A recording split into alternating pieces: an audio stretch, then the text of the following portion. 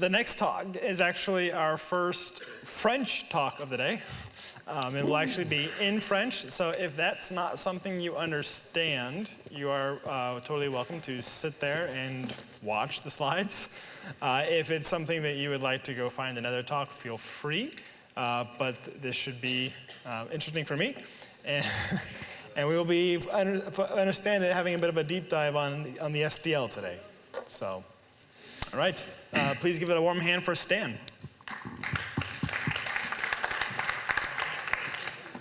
Bonjour à tous et à toutes. Donc je vais vous présenter durant ce talk Tartiflette, qui peut un projet assez nouveau dans la communauté GraphQL et particulièrement dans la communauté Python. Donc tout d'abord, GraphQL, c'est en plus à l'heure du déjeuner, c'est assez rigolo. C'est le nom d'un plat français, un peu tout le monde doit le savoir. Mais chez nous, c'est un projet open source que nous avons initié il y a maintenant quasiment 2 ans, qui est le fruit de plus de 2 ans de faire exploiter une API GraphQL en production chez Dailymotion. Donc aujourd'hui, on est assez fiers de présenter Tartiflette, qui est complètement open source. Et ce talk va raconter un peu tout le cheminement qui nous a amené à concevoir ce projet, comment on l'a fait et qu'est-ce que ça apporte par rapport à l'écosystème GraphQL. Donc pour avoir un peu plus de contexte, je vais vous raconter un peu l'histoire derrière Tartiflette. Donc tout d'abord, Dailymotion. Donc Dailymotion, c'est une plateforme VOD de vidéos sur le web. On a un gros trafic, on sert plus de 3 milliards de vues par mois. Et on a initié une grosse transformation il y a 3 ans de ça. On a décidé de basculer toute notre architecture vers on va dire un état d'esprit API-centrique. Et à ce moment-là, s'est posé la question de comment on fait cette transformation. On a décidé de passer d'un modèle REST vers un modèle GraphQL. Et on a fait ce choix en 2016, alors que GraphQL était encore à ses débuts. Donc pendant 10 mois, nous avons développé toute notre nouvelle API pour nos produits.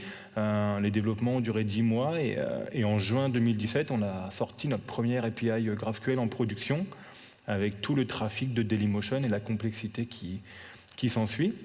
Donc à ce moment-là, on était assez fiers, on était plutôt contents de ce qu'on avait pu réaliser. Mais quelques semaines après, on a commencé à faire face à quelques soucis. Les premiers, c'était les soucis de performance, parce qu'à ce moment-là, on avait choisi, dans l'univers GraphQL, on avait choisi un moteur en Python qui s'appelle Graphene, et donc on avait eu quelques soucis de performance. Et ensuite, donc on a quand même continué, on a réussi à patcher un peu le moteur, on a pu trouver quelques tricks pour continuer d'avancer. Et quelques semaines après, on a eu un autre souci, qui est le souci de comment on gère un schéma quand il grossit. C'est-à-dire que le métier chez Dailymotion est assez conséquent. Vous pouvez vous imaginer qu'on n'a pas que 2-3 types dans notre schéma, mais que le schéma il est assez gros. Et donc on a eu la complexité de comment on gère un schéma qui grossit avec un fonctionnel qui grossit à une échelle assez importante. Donc ça, c'était le deuxième problème auquel on a dû faire face.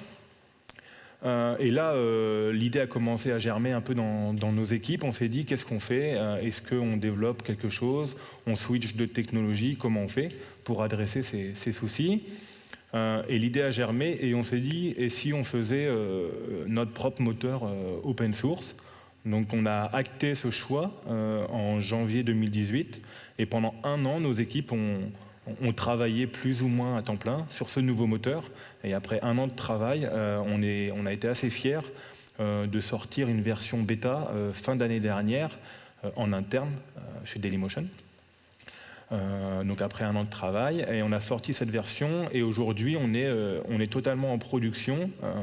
Donc quand vous surfez sur dailymotion.com ou sur les applications natives, aujourd'hui vous utilisez à 100% notre moteur GraphQL. Donc voilà, c'est le chemin un peu qu'on a pu parcourir sur ces 3 dernières années. Et la question qui se pose, c'est pourquoi nous n'avons pas contribué à Graphene, donc la librairie open source en Python qu'on avait choisie à cette époque-là. Il y a 3 principales raisons. Le premier, c'était le manque d'extensibilité de la librairie, c'est-à-dire qu'il était compliqué de rajouter des fonctionnalités, de pouvoir étendre un peu le comportement de la librairie. Le deuxième point, et ça je pense que c'est valable dans pas mal de sociétés plus ou moins grosses, c'est comment on gère un schéma qui devient de plus en plus gros. Pour nous, en tout cas, il était assez complexe d'aller regarder et de comprendre le schéma en lisant du code Python pour nos équipes. Donc on s'est dit, voilà, c'était un peu complexe, le deuxième point. Et le dernier point, assez lié au choix, on va dire, d'architecture de Graphene, c'était Graphene avait pris on va dire, le choix d'être compatible avec plusieurs versions de Python, d'être compatible aussi à la fois pour une stack synchrone et asynchrone, bref, d'être vraiment compatible avec beaucoup de philosophies de choix. Et ça a eu un impact sur les performances. Et nous, chez Dailymotion, on est assez soucieux des performances, on souhaite quelque chose qui soit très rapide. Et c'est vraiment le point qu'on a dû adresser et que Graphene nous posait problème. Lorsqu'on parle, on va dire, de librairie GraphQL, de serveur GraphQL, la question qu'on se pose, c'est quelle philosophie les librairies adoptent. Il existe plusieurs philosophies. Les 2 plus grosses sont bien sûr la philosophie SDL First et la philosophie Code First. Souvent, les 2 philosophies sont mises un peu en combat. L'une doit être meilleure que l'autre, ce qui, à mon sens, n'est pas vraiment le cas. C'est-à-dire que les philosophies ne sont pas vraiment concurrentes, mais adressent des problématiques différentes. Ça va dépendre de votre organisation, de ce que vous souhaitez faire, et de la manière dont vous travaillez aussi, un peu de vos équipes, les habitudes que vous avez. Et nous, on s'est rendu compte chez nous que notre organisation et notre manière de travailler était plus adaptée à une philosophie schéma first. Donc le choix que nous avons décidé de prendre avec Tartiflette est de s'orienter vers le schéma first, SDL first, comme on peut le voir un peu plus sur le web. Et pour quelles raisons? La première, c'est pour améliorer la communication. Parce qu'aujourd'hui, on essaye de faire communiquer des équipes back-end, des équipes front-end, qui parlent des technologies souvent différentes. Chez nous, c'est Python et JavaScript. Voilà, donc il faut faire parler les équipes entre elles. Aujourd'hui, on pense que le SDL est une bonne manière d'avoir une sorte de contrat entre les deux parties, de se dire, voilà, on se met d'accord sur quelque chose qui n'est pas technologique, on ne se met pas d'accord sur une classe en Python ou une classe en JavaScript. Le SDL apporte vraiment ce contrat d'interface entre les 2 parties. Le deuxième avantage, c'est, on va dire, la puissance du SDL. Le SDL, c'est un DSL qui possède une grammaire assez dense, et cette grammaire, elle peut aller assez loin, elle peut fournir vraiment de grosses et d'intéressantes fonctionnalités. Et nous, on s'est dit, ça peut être l'occasion de profiter de toute cette grammaire et de développer des fonctionnalités autour de ça. Donc on s'est dit, voilà, c'est vraiment un choix intéressant de partir sur le SDL. Et le point particulier du SDL, c'est que la grammaire étant assez complète, on s'est dit, on va aller plus loin que juste la supporter, mais on va baser toute notre extensibilité et toute notre manière on va dire un peu l'approche plugin, on va la baser sur ce SDL. Ça, on y reviendra juste après. Et le dernier point qui est aussi assez important, aujourd'hui, on se pose beaucoup de questions sur l'API management, à quoi ça sert, comment gérer une API quand, entre guillemets, ça scale. Ça, c'est des questions assez importantes chez nous. On a plus d'une centaine de développeurs et de développeuses qui travaillent sur l'API, et on a une équipe qui s'occupe vraiment que de l'API management. Et aujourd'hui, le SDL, on va dire, va résoudre cette problématique de comment on gère notre API, le wording, comment on gère, on va dire, la structure de nos données, comment on expose nos données à l'extérieur, à nos différents partenaires, nos différents clients, que les clients soient internes ou externes. Donc aujourd'hui, le SDL est beaucoup plus simple pour une équipe qui n'est pas spécialement, on va dire, technique. C'est quelque chose qui est simple à manipuler. Il existe plein d'outils qui sont totalement agnostiques aux technologies. Et on s'est dit, on va quand même profiter de tout cet écosystème. Donc qu'est-ce qu'on apporte de nouveau avec Tartiflette qui n'existe pas déjà, sur on va dire dans l'écosystème?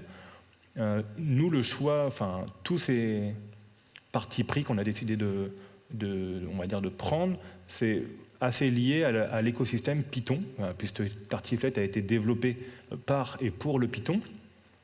Et donc à ce moment-là, il n'y avait pas d'alternative à Graphene. Donc nous, on apporte cette alternative et on le fait en ayant fait des choix assez forts.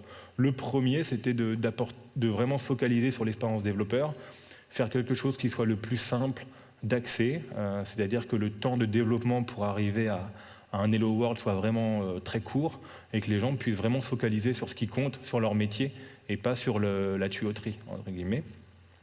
La deuxième chose, c'était de ne pas être compatible avec tout un tas de versions de Python et des philosophies différentes. On se focalise uniquement sur les versions supérieures à Python 3.6. Donc on profite vraiment des avantages on va dire des fonctionnalités de Python un peu avancées, et on se focalise un peu sur le mindset asynchrone. Donc tout ce qui tourne autour de Async.io en Python. Donc vraiment, on va assez loin là-dedans et c'est vraiment une chose qu'on souhaite continuer. Et la particularité de Tartiflette, c'est qu'on a dû développer nous-mêmes tout le parseur du SDL. Donc on a développé de zéro avec l'ARC tout le parseur du SDL. Et c'est vraiment important pour nous, puisque c'est là-dessus qu'on fournit des features intéressantes aux développeurs. Et la dernière chose qui est aussi importante, c'est les performances. J'en parlais, c'était un des points qu'on souhaitait résoudre. On n'a pas voulu réinventer la roue, on se base sur une librairie open source de chez Facebook qui propose en C++ un parseur de requêtes GraphQL. Donc on s'est basé là-dessus, on n'a pas réinventé la roue, on n'a pas tout recodé de nous-mêmes. On s'est basé là-dessus pour parser la requête GraphQL et puis pour pouvoir ensuite l'exécuter. Donc aujourd'hui, on arrive à atteindre des performances qui sont vraiment très intéressantes comparées à d'autres moteurs, même dans d'autres technologies. Petit exemple de code, parce que le code parle toujours un peu mieux que de longues phrases. Donc là, ce que je vous montre, c'est deux portions. Donc, quand on a un moteur qui est SDL first, on a souvent deux parties. On a la partie purement API, le contrat d'interface, donc le SDL, qu'on retrouve à gauche. Donc le SDL est assez simple, hein, pour celles et ceux qui ont l'habitude de manipuler du GraphQL. On est vraiment assez light. C'est juste une petite recette qui peut être récupérable simplement. Et à droite, c'est le code.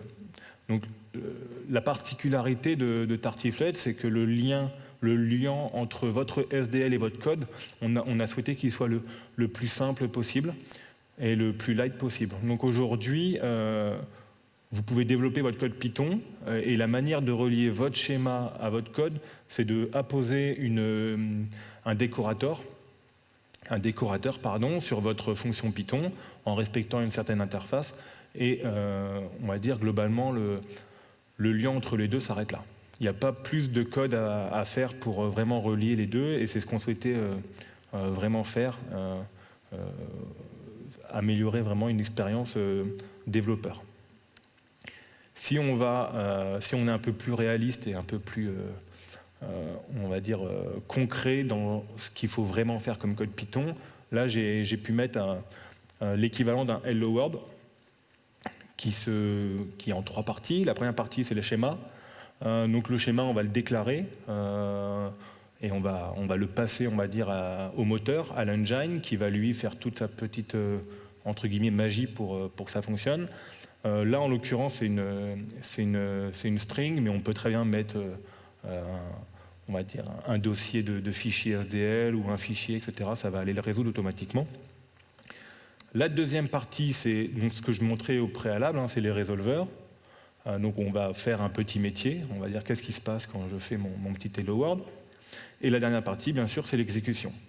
Donc là, on va dire, voilà, exécute-moi la requête query, hello, etc. Donc finalement, pour faire un moteur GraphQL avec Tartiflette, on n'a pas plus que 20 lignes de Python pour que ça fonctionne.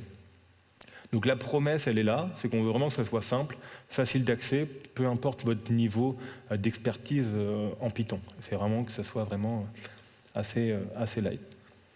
Et donc là où on apporte, on va dire, un élément qui nous différencie un peu de nos concurrents sur l'écosystème GraphQL, c'est la manière dont on va étendre les fonctionnalités du moteur. Et on a souhaité le faire vraiment d'utiliser une approche plugin qu'on utilise même nous en interne on va dire sur le projet Tartiflette, c'est de se dire on va utiliser les directives pour étendre le schéma, étendre les fonctionnalités. Donc vous allez, dans votre SDL, vous allez définir une directive, comme c'est spécifié dans la spécification de GraphQL, définir la directive, et ensuite on va juste, à la manière d'un résolver dans l'étape précédente, on va apposer un décorateur sur une classe qui va dire, voilà, fais-moi le métier de la directive. Donc on peut plugger notre directive à différents états du lifecycle, soit avant le build, à l'exécution, etc. On peut intervenir à différentes étapes, on va dire, du processus, ce qui rend vraiment le moteur très très extensible. Aujourd'hui, on n'a pas encore vu ça dans d'autres moteurs, c'est vraiment l'élément qui nous différencie et qui permet, on va dire, à Tartiflette d'apporter quelque chose de nouveau et vraiment de plus simple. Donc on va dire cette approche plugin, comment on l'a vu et à quoi quels sont vraiment les principes derrière. On se dit que le SDL, c'est un peu une manière de jouer au Lego, c'est-à-dire qu'on va pouvoir se partager du SDL facilement, c'est-à-dire si vous développez plusieurs API, vous allez avoir des portions de SDL que vous souhaitez réutiliser. Donc dans différentes librairies, on peut se partager du code directement, du code Python, du code JavaScript. Là, en l'occurrence, nous, ce qu'on souhaite faire, c'est on partage directement le SDL. Donc vous pouvez imaginer différentes choses et aller assez loin dans votre imagination. Ça peut être partager directement des types, partager des directives, partager des scalaires, etc., etc. Les possibilités sont aussi nombreuses que le SDL vous permet de faire des choses. Dans l'usage, un plugin, c'est en 2 étapes. La première, c'est bien évidemment d'installer le package Python. Donc là, en l'occurrence, on fait un pip install assez simple, assez on va dire standard. Et la deuxième chose, c'est de le déclarer lors de l'initialisation du moteur. On va lui dire, attention, tu initialises ton moteur, mais tu vas aussi aller me loader tel plugin. Donc en l'occurrence, là, je load le plugin Authorization et je vais lui passer une petite configuration si nécessaire, c'est optionnel. Et une fois qu'on a fait ça, il n'y a rien d'autre à faire. C'est-à-dire que directement, on peut l'utiliser. Là, j'ai installé le plugin pour apporter une manière de faire de l'autorisation dans mon schéma. Je l'installe et j'ai rien d'autre à faire. Je vais dans mon schéma, dans mon SDL, et j'utilise là ou les directives que mon plugin me met à disposition. C'est vraiment cette approche qu'on souhaite prôner et qu'on met en avant. L'approche par plugin nous permet de, entre guillemets, jouer à des Lego. Et à l'avenir, on va dire dans les prochaines semaines, dans les prochains mois, ce qu'on souhaite vraiment fournir à la communauté, c'est un tas de toolbox, d'outils leur permettant d'améliorer le temps de développement. Donc vous allez pouvoir, vous, le faire en interne, bien évidemment. Vous allez développer vos propres plugins par rapport à votre métier, etc. Mais ce que la communauté peut vous apporter, c'est des comportements standards. Et l'idée, c'est vraiment qu'on améliore le développement et qu'on aille de plus en plus vite. Les possibilités sont assez nombreuses. Là, si on parle par exemple de la fonctionnalité qui m'intéresse le plus, moi, en tant qu'utilisateur aujourd'hui, c'est par exemple le fait de résoudre certains types, certains champs directement sur des fonctions lambda, que ce soit chez Amazon ou chez un autre cloud provider. L'idée, c'est de se dire, par exemple, demain, on a un moteur, il est hébergé dans, je sais pas, chez vous en interne, mais il y a un métier que vous souhaitez faire directement de manière déportée dans une lambda autre part. Vous aurez juste un petit bout de code à faire et ça ne sera pas plus compliqué que ça. Je précise quand même que là, il y a des directives dont je parle, mais qui n'existent pas encore. Si vous voulez contribuer, n'hésitez pas, mais pour l'instant, ils ne sont pas encore toutes développées. Les challenges qu'on va faire face aujourd'hui, maintenant qu'on a livré la version 1 de Tartiflette, ça va être de développer de nouveaux plugins pour un peu expliquer à la communauté comment on crée un plugin, comment on le distribue, etc. Ça va être d'améliorer l'algorithme d'exécution. Aujourd'hui, dans les performances sur un moteur GraphQL, on a un peu le bottleneck, c'est l'algo d'exécution. Donc là, on est en train de travailler dessus pour l'améliorer et être de plus en plus performant. Et d'apporter tout un tas d'outils à la communauté pour leur simplifier l'accès à la contribution. Parce qu'aujourd'hui, contribuer à un projet open source, ce n'est pas souvent évident ou naturel pour tout le monde. Donc on va essayer de casser un peu cette barrière et d'apporter plein d'outils à la communauté. Aujourd'hui, si je dois vous conseiller quelque chose, une manière, on va dire, d'appréhender Tartiflette, de mon point de vue, de notre point de vue, il y a deux manières de le faire. Parce que Tartiflette en lui-même, c'est un moteur GraphQL, mais il n'y a pas la partie transport, parce qu'aujourd'hui, dans la spécification GraphQL, le transport, il n'est pas encore spécifié. Donc si jamais vous souhaitez débuter avec Tartiflette, on vous conseille deux projets. Le premier, c'est celui que nous, on maintient en interne et qu'on utilise en production, qui s'appelle Tartiflette IO HTTP. Et le second projet, qui lui respecte, on va dire, les nouveaux standards dans les serveurs web en Python et en asynchrone, en ASGI, c'est le projet Tartiflette Starlet, qui a été renommé tout récemment Tartiflette ASGI. Voilà. Donc si jamais vous souhaitez débuter avec Tartiflette, je vous conseille d'utiliser l'un des deux projets que vous pouvez voir ici. Ça vous simplifiera, on va dire, l'accès à notre librairie.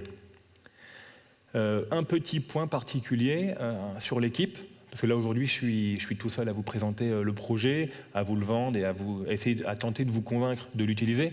Mais derrière, il y a toute une équipe qui travaille dessus depuis plus de 2 ans et qui ne sont pas souvent mis en avant. Donc là, je souhaitais un peu les remercier. Donc il y a Alice, il y a Maximilien, Clément et Aurélien. Donc je vais vous demander de les applaudir. Ils ne sont pas là, mais ça leur fera un peu plaisir.